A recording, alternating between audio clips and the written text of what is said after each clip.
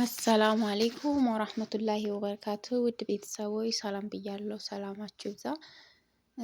እንግዲህ ትናንትና የሰማሁት ጉድ ግን በጣም የሚያሳዝን ነው።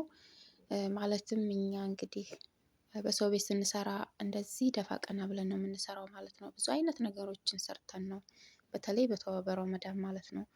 ረመዳንም ሲወጣ አንዳንድ ቤት ምግብ መስራት መጠባበስ ምናምን የሚበዛበት ቤት አለና ምግብ ስራና ጽዳት የምንነርስ ልጆች ደግሞ በጣም እንጎዳለን።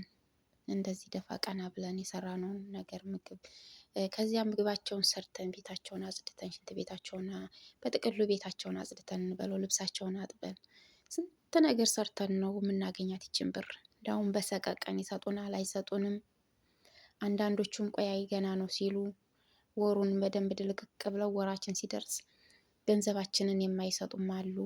ከዚያም ደግሞ ቀስ ብለው ተንቀባረው የሚሰጡን አሉ። ብር ስንጠይቅ ፊታቸው ጥንብ የሚመስል ማለት ነው። ፊታቸውን ጋራ የሚያስመስሉ አሉ። ወራችን ሞልቶ ወሬ ነው ዛሬ ብሬን ስታያቸው ፊታቸው በጣም የሚካበደ ሰዎች አሉ። እንደዚህ ሰርተንላቸው በልተው ጠጥተው ወሩም ሙሉ እንትን ብለን ደሞዝ ከፈላለይ በጣም ይከብዳቸዋል። እና እንደዚህ ደፋ ቀና ብላ የሰራችውን ልጅ ማለት ነው እቁብ ገብታ እቁብ የደረሳት ብር 22,500 ሪያል ደርሷት። ያም እንግዲህ እንዴት አድርጋ እንደሰጣቻቸው አለሁ አለም እዚህ ላይ አልደረስኩም፣ ግን 22,500 ሪያል መሆኑን አውቃለሁ። እቁብ ገብታ መሆኑን አውቃለሁ። ከዚያ ያንን ሁሉ ብር አልሰጧትም።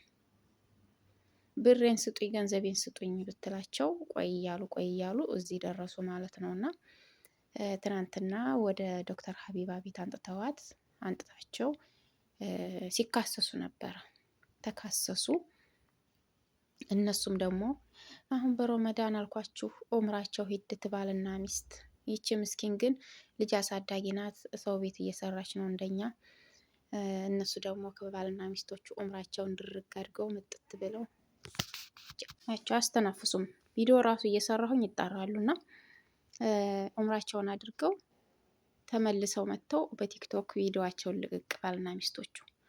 ከዚያ ልጅቷ ደግሞ ኧረ እባካችሁ ገንዘቤን ስጡኝ፣ ኡምራ አድርጋችሁ መጣችሁ እናንተ አላችሁ፣ ለልጄ ይርብኛል፣ ልጅ ርቦብኛል፣ ለልጄ ልላክለት ምልክ የለኝም ስጡኝ ብትላቸው የለም።